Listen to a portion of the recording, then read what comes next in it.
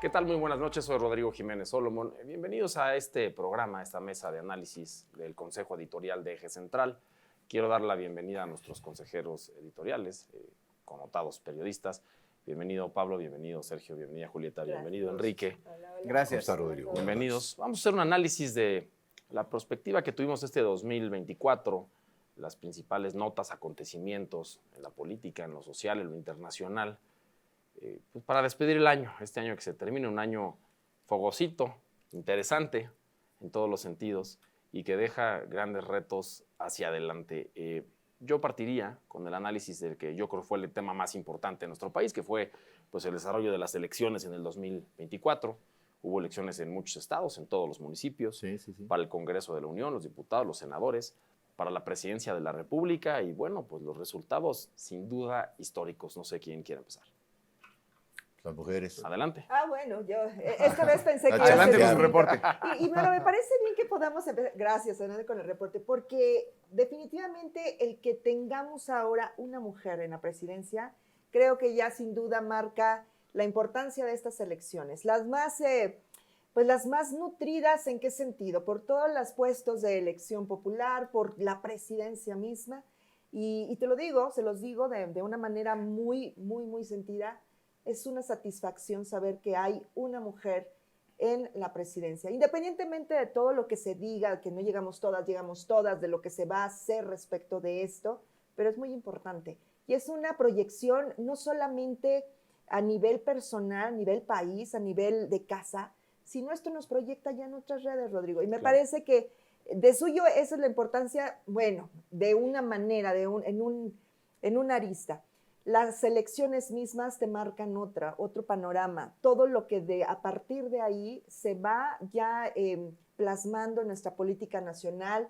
Tenemos pues, la fuerza todavía de un presidente que queramos o no, y que tenemos que reconocerlo, ha marcado la fuerza y la inercia que lleva todo lo que se está discutiendo en este momento. Y me refiero básicamente a lo pasado el 5 de febrero con todas las... Pues con todas las iniciativas, unas ya hechas leyes, unas que ya están arrancando y que este gobierno retoma. Creo que por ahí yo empezaría con la importancia de estas elecciones y la proyección que tenemos en distintos ámbitos, empezando por lo que ya mencioné. Me llega a la memoria un hecho histórico que en el año 2000 se da en nuestro país, que es el primer gobierno de alternancia desde que México celebra la democracia, y fue un hecho que se logró y se consumó el día de la elección. Llegó un presidente de otro partido. Y en este caso, el hecho que se logra y se consuma con la primera presidenta, con A, como dicen presidenta, en México se logra y se consuma ese día de la elección. Pero ahí termina ese hecho. Sí. Y parte de ahí un gobierno con un reto fundamental. Y las condiciones políticas que se logran por parte de Morena en esa elección, pues creo que vale la pena platicarlas. Adelante, Pablo. Yo creo que aquí lo importante es justo ese, el giro que dio el discurso político cuando hablábamos en un inicio, cuando los corcholatearon, pues todo el mundo vio que Marcelo Ebrard podría ser el más, tal vez su carrera política, el que tenía más experiencia, el que todo mundo podía pensar que le tocaba. Monreal desfigurado, pero también Adán Augusto cercano a López Obrador, y que se haya dado este giro donde una mujer llega hoy a ser presidenta, hizo un antes y un después. Hoy creo que con esta llegada de Claudia Sheinbaum, Morena se acabó de consolidar de alguna manera. Morena ahora sí pues llegó al punto máximo de haber sido un partido de alternancia de izquierda y López Obrador lo pone en el reflector, y creo que Claudia Sheinbaum desfigura ya a otras izquierdas, sino que las izquierdas ya se unen a Morena, y esto también me parece que es histórico. Qué interesante, ¿no? Ese autoconcepto de la izquierda o no a la izquierda y de pasar del movimiento de un hombre a un partido político. Adelante, Sergio. No, yo quiero destacar, digamos, hablando del tema de elecciones, que nuevamente nuestro sistema democrático electoral funciona.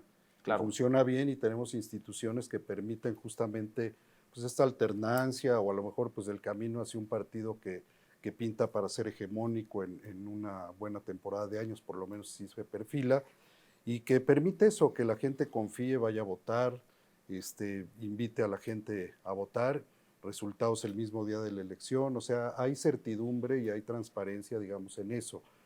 Y fue un año que no solamente en México hubo elecciones, o sea, ha sido un año que rompió récords el 2024 en cuanto a elecciones en distintas partes del mundo, incluyendo Estados Unidos, ¿no? Pero creo que sí se marca una pauta con la llegada de la primera mujer presidenta, una pauta de retos a lo mejor inéditos para alguien que llega al poder, a pesar de que viene y utilizó el mismo vehículo para llegar al poder, que es Morena, ¿no? O sea, vamos a ver cómo se da pues esta relación entre una presidenta que también ya se deslindó de su partido para poder gobernar hacia todos los mexicanos, y lo hizo muy explícita y claramente, y vamos a ver este vehículo que le permitió llegar al poder, qué va a pasar con él, ¿no? Claro. A ver, Enrique, vamos a retomar principios de año, manifestaciones sociales de buena parte de la población en defensa, como lo llamaban, del INE. Existía una posible reforma constitucional para hacer una reforma electoral que contemplaba prácticamente el desfogue del Instituto Nacional Electoral, modificar sus funciones, quitarles presupuestos. No se logró, más bien ni siquiera llegó a un debate realmente de fondo. Y hoy ese mismo Instituto Electoral, al cual ya no está tocando el partido en el poder porque ganó ampliamente, como decía Sergio, las elecciones. Yo estoy a favor del instituto cuando el instituto pues da elecciones que me favorecen, eso es un tema importante, cuando no, claro, levanto las manos. Y ahora ese instituto está también bajo un fuego político que es importantísimo, porque ya no solo va a organizar elecciones políticas, ahora tiene el reto de organizar las elecciones judiciales en nuestro país, ¿no? Mira, yo platiqué justo hace 2 días con Luis Carlos Ugalde a propósito de recuperar para uno de mis espacios la opinión de un hombre que conoce perfectamente los intestinos de la institución de la Autoridad Electoral Federal. Y él, pues, lo que hace es confirmar eso que se ha venido discutiendo, ¿no? Primero, pues, la pertinencia de una... Es decir, teníamos que remontarnos a la pertinencia de una elección judicial que va a costar mucho dinero y que a lo mejor hubiera sido, que me parece que a lo mejor innecesaria, que podía haberse procesado de otra manera, ¿no? Es decir, podría haberse procesado sin el gasto oneroso que va a representar para los mexicanos una elección. En fin, me parece que desdibujar o sacrificar a uno de los 3 poderes, de estas 3 soberanías que conforman la ingeniería del Estado mexicano, va a tener costos más allá de lo económico. A mí ahora no me preocupa mucho el tema económico, siendo que va a ser muy caro. Me preocupa que lo que va a venir después, lo digo, ¿no? Me preocupa que de pronto los requisitos para ser juez o magistrado sean que saques 8 en la escuela, hagas un ensayo de 2 cuartillas y te recomienden 5 vecinos. Eso a mí, en lo personal, me parece muy delicado. Claro. Me parece delicado el no saber cómo se va a procesar la propaganda de los candidatos. Van a ser muchos. Porque yo, y lo comentaba con Luis Carlos, decía, yo que me dedico a dar diario noticias, no me queda claro cómo va a estar el tema de van a poder hacer propaganda. No sé si en esta mesa alguien lo sepa, todos damos noticias, pero no me queda claro.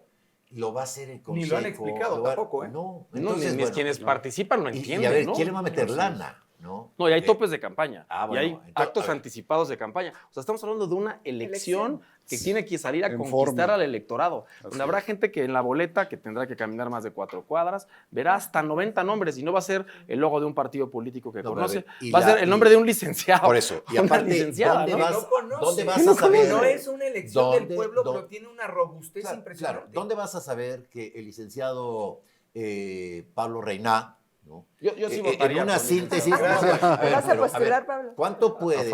¿Cuántos van a ser aquí en la capital? ¿Cuántos jueces?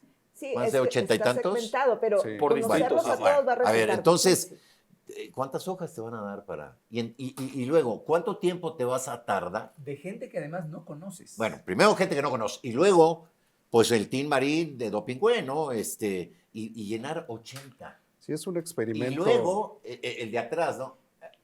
Es decir, no hallo, y no le deseo mala suerte ni a la doctora Tadei, ni a nadie que esté involucrado en el proceso. Me parece que fue un proceso que se dio al calor de una situación. Sí, de acuerdo. Las reformas constitucionales se tienen que cocinar a fuego lento. Ganó, y hablando de las elecciones, con lo que empezamos, Morena gana las elecciones en nuestro país y por de nueva cuenta en décadas tiene la mayoría absoluta, eso quiere decir las 2/3 partes de las cámaras, la mayoría tuvo de que las ver cámaras. el INE Sin con duda. el tema de la sobrerepresentación. Pero independientemente del por qué, es un hecho. jurídico. Jurídicamente es un hecho. ¿Por consumado. qué cocinar las reformas constitucionales, estas reformas, diría Peña Nieto, de gran calado, tan rápido? ¿Por qué entregarle ese regalo a López Obrador? Porque lo dijo. Que de septiembre a octubre, en un Mario mes. Delgado, le vamos a entregar un regalo al presidente. Eso Bueno, fue una expresión literal, Pero, Adelante, López. Gracias. En este periodo ordinario de la 66ª legislatura es en el que más se ha trabajado, al menos así se aprecia, un trabajo arduo, entraron con todo, ya traían los temas y definitivamente me parece que esto lo vamos a ver en el segundo periodo. 16 reformas, ¿no? Entiendo, ya leyes secundarias en este momento queda pendiente en Fonavit, entrarán con esta. Yo pensaría que obviamente seguimos con la inercia de estas iniciativas lanzadas por el expresidente López Obrador. Seguramente. Yo quisiera saber cuáles son las de la agenda de nuestra ejecutiva. Sí, que tiene que tomarlo, ¿no? Bueno, que además es histórico que estas reformas salen en una semana, porque finalmente son... Pues les dará tiempo de leerlas. Ese es un punto. Digo, Sabrán lo que o están es un voto votando. en Está automático comprobado. como el de... Que no. Bueno, pues el un de voto en la- bloque, ¿no? el de la Votan en Comisión de bloque, Derechos sí, Humanos. Está Así comprobado que ya les marcan también la boleta. ¿cómo se llama? lo que les interesa es sacar esas reformas. El tiempo no importa, pero tiene que ser pronto. Las han sacado en una semana. Lo que tú dices está demostrado que hay quien no sabe realmente lo que está votando. Hubo un error ahí en el camino en el que votaron un artículo que ya había sido modificado y simple y sencillamente eso debía de no ser legítimo y sin embargo metieron una fe de ratas y procede. ¿Por qué? Pues porque tienen el voto de mayoría. Sí. Adelante. Yo lo que veo, digamos, en todo este proceso es el avanzar hacia la concentración del poder con todas estas reformas, hacia un solo poder, el poder ejecutivo, el quitar los contrapesos, la desaparición de los órganos autónomos del Estado mexicano que tanto tiempo llevaron. Entonces creo que la ruta está marcada, o sea, legislativa, políticamente, se está trazando la ruta nuevamente para tener ese poder hegemónico sin contrapesos y aprovechar lo que les dé, o sea, aprovechar todo lo que pueda durar, digamos, esta nueva etapa de hegemonía de una nueva fuerza política que es Morena. Pero hay que recordar siempre algo, las hegemonías generan fracturas, Claro. generan diferencias y lo estamos viendo con el diferendo Sí, ya de empezamos. Monreal y Adán Augusto, ¿no? Sí. Ahora, hay un tema que se nos ha escapado en este inicio del recuento de lo que sucedió en este 2024, que tiene que ver, sí, con el triunfo o la ratificación del triunfo de una fuerza política, pero nos estamos olvidando de la otra parte, de la oposición. Una oposición... ¿Cuál? Sí, ¿qué es eso, no? totalmente- ¿Cuál? Sí. Sí, sí. Ahí va el tema. Es una oposición Invisible. totalmente desdibujada, ¿sí? Que no han acertado a entender, me parece que les pasó un camión por encima y tienen todavía este descontrol. Un PRI cada vez más debilitado, donde cada día se va algún personaje importante. Un PAN que me parece que hoy mismo están discutiendo en términos de geometría política dónde ubicarse, ¿no?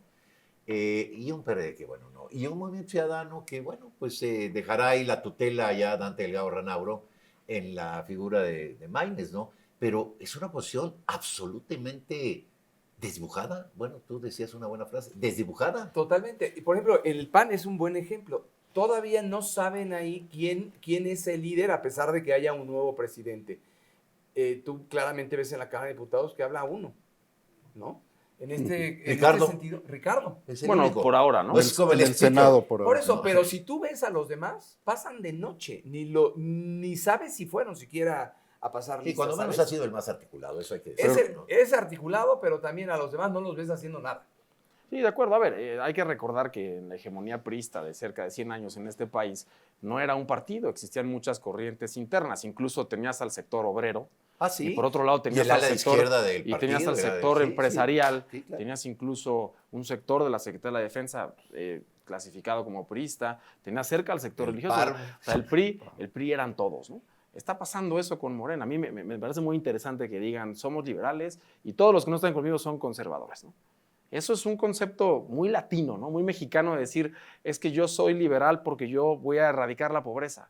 Yo soy liberal porque yo voy a combatir la seguridad de otra manera. No, la pobreza, la seguridad, la desigualdad, la corrupción, la impunidad, no son agendas de la izquierda o de la derecha. tienen que ser agendas de un Agendas gobierno. políticas. Nacionales. Tendríamos que estar viendo entonces la oportunidad, y a mí me encanta que lo hayas dicho, Julieta, de que nuestra presidenta, que habla tanto del humanismo mexicano, empiece a imprimir su agenda. Una agenda liberal y científica, además. Y ese sería, digamos que por origen o por, pues ya legado, ¿no? Lo que tendría que empujar. A mí me gustaría, y a propósito de lo que dice, sí, la agenda presidencial, pero hay temas que sí vale la pena, pues, resaltar y que unió a las distintas fuerzas políticas. Podríamos pensar, a lo mejor, en algo como la ley Silla. A mí se me hace de verdad digno para la gente que lo necesita, la gente de a pie, no más bien, no de a pie, que trabaja de pie. Eso, propuesta por Movimiento Ciudadano, fue cobijado por las otras fuerzas. Podríamos pensar que hay temas que podrían tener algo, y eso es una oportunidad para la presidenta. Bueno, salario mínimo, Claro. digamos, la postura del gobierno de México ante Trump. Son Los temas que derechos unen, indígenas. ¿no? Claro. A Esos ver, viene un temas. momento interesante para la oposición. Se tiene que redibujar, digámoslo así. Tienen que nacer nuevos liderazgos. Y en el mundo está pasando de esta manera. Hay dos tipos de oposiciones. Cuando tienes un gobierno que está cargado hacia un lado, nace la oposición creativa, con opiniones y iniciativas interesantes, iniciativas como la legalización, metiéndose a temas como el aborto, temas más profundos, o se radicalizan. O vamos a ver en México que va a empezar a nacer liderazgo de ultraderecha. Ese que no ha existido, ¿eh? Ojo, cuando el PAN, que fue el primer partido opositor en México, y Gómez Morín se estaría retorciendo en la tumba si escuchara eso, no era la ultraderecha mexicana. Era una oposición propositiva, leída, letrada, digámoslo así. Vamos a ver, tal vez, propuestas nivel Bukele en los próximos Bueno, la años en México. reunificación del Yunque, estaban hablando de la reunificación del Yunque, ¿no? Que es, digamos, la Pero parte es que más esas radical. películas ya las vimos. Entonces, valdría la pena regresar. Está muy marcado el quien no conoce la historia, está obligado no sé si eso sea verdad, pero ¿hacia dónde caminaríamos? ¿Reviviendo muertos? ¿Hacia dónde le caminas? Ahorita, por ejemplo, lo que llama mucho la atención son estos nuevos liderazgos, como dices, de extrema derecha, como puede ser Milei en Argentina, Bukele en El Salvador, y México no está exento justamente de que surjan estos personajes ante, digamos, la falta de opciones institucionales de los partidos que realmente están inoperantes y aparecen divididos entre ellos, o sea, no representan una real opción. Es que hablas de populistas. Sí, no, pero... Más pero que Bueno, pero hay porque populistas de izquierda y de derecha. Está en la Sí. India, en Turquía, Pero eso es lo en que Hungría, está resurgiendo, Estados Unidos. digamos, En el a mundo, nivel claro, el mundial. mundo está en extremos. Y México no está aislado, digamos, de este tipo de corrientes. Y más cuando la gente entra en una situación a lo mejor de desesperación, ¿no? O de dificultades que le obligan a irse a estos extremos y entonces surgen estos líderes Liderazgos, que sí, pueden sí. llevarte Y se crece, y es una aventuras fórmula ahí. aprobada. Yo me acuerdo del Así Partido es. Verde Ecologista, que por cierto se autoconcebía como un partido conservador. Decía, yo cuido Bueno, el medio ambiente por conservador. Hablar en los cines, ¿no se acuerdan? De la pena de muerte, Sí, ¿no? sí, sí, Eso claro. es una medida muy extrema. Pero ¿Y lo que le querían sirvió? era generar ruido. ¿Le sirvió? O sea, lo que querían era generar ruido lo lograron. Además, el verde siempre se ha acomodado y son lo que les convenga. Pero volviendo a este gobierno y a esta oposición que no la vamos a ver crecer, a mí lo que me gustaría sí es ver crecer este gobierno. Me gustaría que haya una diferencia clara de lo que no pasó en el gobierno de López Obrador, donde había 5 funcionarios que llevaban la agenda, hablando de la agenda que tú dices. Ahí, ¿cuáles eran los otros 4, Pablo? Porque yo me acuerdo. Andrés, que uno Manuel, quedaba- López Obrador, ahí van 4. A ver, uno era Ebrard, Gatell en su momento, Claro. Bueno. hizo el Cierto. papel de secretario de Salud, Olga Sánchez Cordero en su momento, ¿no? Por mencionar 3, te voy a quedar de ver uno, creo. Pero en este gobierno a mí lo que me gustaría ver es lo que decía yo un día en una plática, adultos. La gente necesita saber que hay un adulto en casa. A cargo. Esa sensación de que hay alguien que sabe que en seguridad tenemos a una persona que sabe lo que hace, que en energéticos tenemos un experto que sabe lo que hace. Y no lo que veíamos en el gobierno de López Obrador, que era alguien hablando de todo El Tatuani. y Claro. él sabiendo La de figura todo del Tatuani. desde su Claro. púlpito sin salir a ningún lado. Quisiera que regresara un gobierno que nos diera seguridad y que todos los funcionarios nos demostraron por qué están ahí. Claro, tenemos prácticamente 3 meses de nuevo gobierno, casi los mismos que lleva el conflicto en Sinaloa. No sé cómo decirle. No dejan que digamos guerra no. Guerra no. A ver, pero es una guerra. Pero algo parecido. Algo parecido, ¿no? ¿Cuántos muertos van? Cerca de 700, Sí, en poco más de 100 días. Ese es el país que recibe, Claudia Sheinbaum. Y el mensaje de matar a un funcionario cercano a Haddad es fuerte. Mira, yo de veras no dejo de sorprenderme cómo nos hemos ido acostumbrando a querer o no y a fuerza porque digamos que la realidad, la terca realidad se va imponiendo aún a tus más personales convicciones, ¿no? Sí. Yo no quiero normalizar la violencia, yo no quiero ver que golpean a alguien y yo voltear la cara. No, yo no quiero eso, de veras no quiero. Pero ya sucedió. Estamos involucrados en una dinámica de violencia tan grande que no nos hemos dado cuenta. Mira, en la guerra de Vietnam, que ha sido quizá la guerra, después de la Segunda Guerra Mundial, el conflicto, digamos, más mediático, pero también más fuerte para Estados Unidos, ¿no? Salvando el tema de Corea, ¿no? Se murieron 57,000 soldados americanos. 57,000. Aquí en un sexenio, el sexenio pasado, se murieron, no se murieron. Mataron. Sí, asesinaron. Los mataron a 200,000. Que sepamos, ¿eh? Y 52,000 desaparecidos. Sí. A ver, perdón, eso, ¿dónde y nosotros aquí te preguntan, oye, México, sí hay, ¿no? Como todo. No, pues a lo mejor aquí en la capital, que se volvió la zona más segura. Pero vivir en Sinaloa ahorita, es un terror. Bueno, cruzar Chilpancingo, donde decapitaron a un alcalde. Y eso abre el pie al siguiente tema, que es los acontecimientos internacionales que afectan a México. El primero, sin duda, es la seguridad. Gana en los Estados Unidos Donald Trump. Su agenda fue 100% sobre nosotros, en términos de migración y seguridad, y sobre todo fentanilo.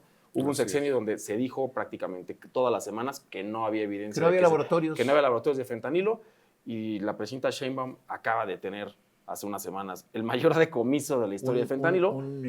Una tonelada. Donde, ojo, el presidente Biden, por un Reconoce. escrito, dice que esa cantidad de fentanilo de haber entrado a Estados Unidos pudo haber implicado la muerte del 15% de sus ciudadanos. Bueno, nada más, ¿eh? 400 millones de dólares, 200 millones de dosis. Eso es lo que implica el crimen organizado en México y sí se vale hablar de la descomposición, porque Sinaloa es un gran ejemplo, esa tierra de los grandes capos, en Badiraguato, donde, por cierto, su gobernador es originario, donde existe este santo en Culiacán, que es San Jesús Malverde, donde la gente te decía que era un benefactor social, que se asumía como un agricultor, como el Chapo Guzmán decía. Hoy ya no lo vemos así, hoy la gente vive con miedo, vive con extorsiones, con homicidios, la gente en Culiacán no sale a la calle. Así es. Hay que recordar que pasó en Michoacán en el Cantidad 2006. de robo de autos. Y está sucediendo en Guerrero. Estamos en un punto en el cual la violencia en México ya trasciende las fronteras de los comentarios políticos. Y hoy Donald Trump, ese personaje, Donald Trump, tan exótico que hace 8 años era el enemigo público número 1 para los mexicanos, hoy empieza a palparse como un posible contrapeso del poder en México. Ese es muy delicado. Ese es un tema interesante. Sí, ¿no? y la verdad como una posibilidad de que se haga algo más allá de nuestras fronteras para contener este fenómeno delictivo. Pero de seguridad. todo eso atravesaría Como por como una- seguramente una pero violación como a la soberanía. como una Sergio. moneda de cambio. O sea, estamos viendo el tema de migración como prioritario, el tema de la seguridad, y ahí sí Estados Unidos, cuando ve una afectación mayor, pues sí va a ver la manera de cómo involucrarse. Hay que ver también pues, los nombramientos que está haciendo previamente Donald Trump y quien va a ser el embajador en México, quienes van a estar en el Departamento de Estado. Pues son personas que van con una agenda destacada en materia de seguridad. ¿Y nos sentimos incómodos los mexicanos con esa agenda? Pues Nos sentíamos. Nos sentíamos. Es que creo que lo más ya le vamos a dar las gracias. Hay dos cosas. Lo mediático es, qué espanto que nos quieren aplicar el 25% de las aranceles, qué espanto que la paridad peso-dólar, qué espanto que la migración iban a regresar con todo y familias. Y no espanta tanto cuando la gente considera puede venir Trump y va a poner la casa en orden. Y la gente, ¿qué creen? De repente lo va a validar. Sí, sin quitarle mérito a la operación que tuvo el gobierno en claro. los últimos meses, pero hay denuncias de un presidente electo, hay amenazas de un presidente electo y se da el primer gran decomiso de fentanilo. Hay denuncias del intercambio comercial México-China, no de buena fe, Y es el primer decomiso en la historia de la piratería en la Ciudad de México y en Sonora. O sea, parece que los mexicanos estamos poniendo la casa en orden porque tenemos una amenaza palpable, ¿no? Porque nos pegan en el Pero fíjate, a mí esto siempre me ha hecho mucho ruido y yo quisiera que de verdad alguien me lo venga a explicar. ¿Por qué en Estados Unidos consumen y el tiradero lo tenemos aquí? O sea, ¿a qué te refieres? No te entiendo. Estados Unidos consume, o sea, nosotros producimos, aquí se transporta la droga para que Estados Unidos tenga la droga que necesita. Sí. Bueno, aquí también se consume, ¿no? Sí, por supuesto. Ya es innegable que el mercado de consumo... Sí, por supuesto. Sí, Por ya, supuesto. México es Pero vamos a poner la cancha pareja. ¿Y por qué allá no tienen el capos? tiradero que tenemos aquí? No, pero ¿Dónde están no hay los capos de impunidad. allá? Por un Fíjate, lado. en Estados Unidos, si matas a un policía, No, eso es una regla no te escrita. echaste al cuerpo El de escudo policía de ese nacional, lugar. esa Sí. isla de cabeza calva, se te voltea y todas las corporaciones de seguridad del país te encuentran. Sobre ti. A ver, Aquí es el único lugar ¿Qué? donde tú te para un policía y acabas pegándole. ¿qué acaba? Ese es increíble, ¿Qué ¿no? acaba de, que eso me parece así de par en las prensas? En Santo Tomás de los De los Plátanos, plátanos. ¿qué acaba de pasar? Bueno, eso- Lo que todo mundo escuchábamos que ya está en video. Ya, Que un defendiendo. alcalde tomando protesta tenga que huir porque está protegido por el pueblo y las autoridades locales, se les va a las autoridades federales. Y por el ¿Qué narco. sigue? Sí, no, bueno, y ¿Qué Sinaloa ya está comprobado por la Fiscalía General de la República que los dichos de la Fiscalía Estatal, aquella fiscalía que gobierna bajo el mandato del señor Rocha, falseó las evidencias, sí. dijo que el cuerpo del ex rector Cuen Sí, sí. estaba en una gasolinería y que quién sabe por qué estaba Hasta ahí. videos Ya sacaron. demostraron que los dichos del Mayo Zambada eran ciertos y quien los protegía eran agentes de la Fiscalía. ¿Dónde están esos servidores públicos tras las rejas? Sí. No lo entiendo. No hay que Bueno, ¿dónde empezar está la por ahí. fiscal, no? Y todos los elementos que No, bueno, participaron pues, en eso, Enrique. Mira, el tema de y entramos en otro terreno que es muy jabonoso, el tema de las policías. Es decir, ¿cuántas policías están dominadas por el miedo, ¿no? Que aparte el poder de fuego de un grupo y de otro no tiene nada que ver, O acomodadas o acomodadas, pero espérame, y no es que defienda Puestas a por un el policía o crimen algo, organizado. acomodadas por temor también, ¿No? Pablo, porque es, a ver, Sí, yo también. ya sé dónde vives, tu mamá, tu hijo, tu papá, Claro. tal. Ahí te va esta lana que es lo mismo que ganas, o el doble, ¿no? Nada más tienes que halconear, ¿no? O ya ni eso, ¿no? O, Y al final pasó lo ahora, que en si Colombia. no lo haces, te voy a matar. de No, todos no, modos. bueno, y pasó lo que en Colombia, por eso regreso a Culiacán. Ya no es San Jesús Malverde, el benefactor que nos daba despensas Pablo y Escobar pavimentaba las Gaviria. calles. Ahora hay extorsión Claro. a los Sí, sí. microproductores mexicanos, a los Hasta las comerciantes, tortillerías les al piden que vende derecho de pollo, piso, ¿no? Y eso. Sí, claro. afuera de las Los escuelas. limoneros, los O naranjeros. sea, ya se ha convertido en algo imposible. Y fíjate qué interesante, cómo los analistas, cuando ya pensamos hacia afuera en lo internacional, estamos volteando hacia adentro de inmediato. A decir, no, espérame, es que hay que limpiar la casa, hay que limpiar la casa. Y tenemos una presidenta que, a diferencia del expresidente López Obrador, fue al G20, eso fue oxígeno puro. Es verdad. Es una Ah, presidenta sí, sí, que sí. quiere tener una agenda internacional, que quiere dar la cara, es una presidenta que tiene la capacidad técnica de salir. Y Y está habla heredando, inglés. y hay que decirlo, hay que ser justos, no está heredando un país de problemas de 6 años. No. Está heredando un país de problemas de 60 Ah, años. sí, sí, sí. Aquí, sí. Sí, eso Pero es traen verdad. todo, ¿eh? Es Ahora ver- sí, pero es una verdad. presidenta que tiene las mayorías. Pero lo que yo siempre he dicho, si quieren gobernar, los problemas son de todos. No nada más es que arrastrando los de sí, el sexenio pasado, los neoliberales, los de antes. Para eso querían gobernar, ¿no? Para poner la casa en orden. ahí está. Adelante. Y lo que no, Aquí lo que hay no es válido urgencias, es que ¿no? tú todavía, a estas alturas, le eches la culpa a Calderón, que gobernó hace 18 años. Ya Pero, no, a ya ver, no, ya no, Bueno, ya se Por eso matizó digo, esa querían narrativa. gobernar. Adelante. Adelante. ya no Adelante. puede. Aquí hay un tema de, yo creo que el gobierno mexicano tiene que tener muy claro que la urgencia de la sociedad mexicana y la desesperación por solucionar el tema de la seguridad quizá no está empatando con la urgencia que está teniendo el gobierno, por lo menos en el arranque. Claro. O sea, creo que debe de empatarse, digamos, esas urgencias para que justamente haya esa comunión y sobre todo que se actúe en consecuencia. O sea, lo estamos hablando ahorita. El cobro de piso, la extorsión, Sinaloa es un verdadero infierno para la gente que vive ahí, otras zonas del país. Entonces, si el gobierno mexicano, la nueva presidenta, no están conscientes de esa urgencia que a gritos pide la sociedad todos los días, pues va a estar muy mal. Claro. Tiene que ponerse las pilas y tener ese sentido de urgencia para poder empatar la necesidad de la sociedad de quitarse ese yugo y el gobierno actuar en consecuencia. Y para cerrar esta mesa, bueno, lo positivo, tenemos una presidenta con una legitimidad que no se había tenido en décadas, con las mayorías pues, absolutas de su partido, con los gobernadores y gobernadoras de su lado. Sí, con todo para poder transformar. Está también en el contrapeso todos los elementos para que ante una situación extrema tengamos soluciones importantes de nuestra primera presidenta. Definitivamente. Y me parece que no solamente, bueno, volteamos a ver seguridad, pero también tenemos salud y tenemos lo económico, tenemos todo. Son muchos frentes. Me parece que sí, yo suscribo lo que tú dices, no es una problemática que tenga 3, 4, un sexenio. Tenemos un arrastre de años, décadas. Entonces, en algunos, Julieta. Bueno, porque hay otros temas, por ejemplo, lo que es la tragedia de salud. Pero hay 38 millones de mexicanos sin seguridad. Sí.